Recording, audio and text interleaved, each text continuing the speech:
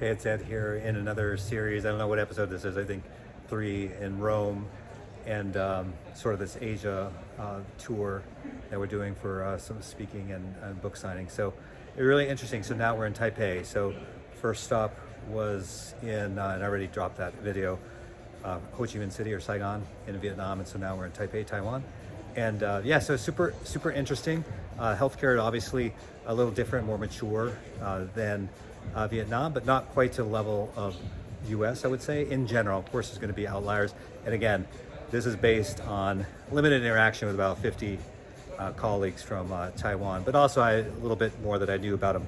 But anyways, it was really interesting. The focus is definitely patient experience and operational excellence. And the challenge is, so this was interesting. Now there is a cohort here from Philippines, which I want to talk about separately. So I'm going to keep out that challenge actually. But it was really around regulatory and getting the money, right? Everyone's struggling with how do you get the money to fund digital transformation? That's probably the thing that people are asking me the most questions about.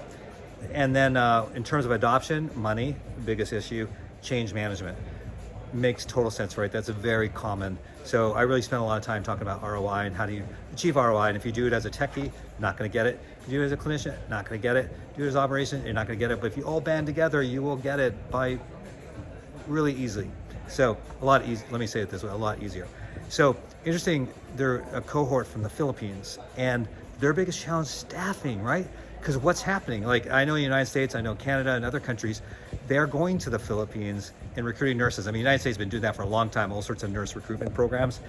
And so now, as a result, it's the Philippines that are suffering from staff, not having enough staff. So I thought that was, you figured supply and demand, that would kind of happen. But anyways, super interesting. After this, we're headed to Hong Kong and going to do the same, talk and then sign books.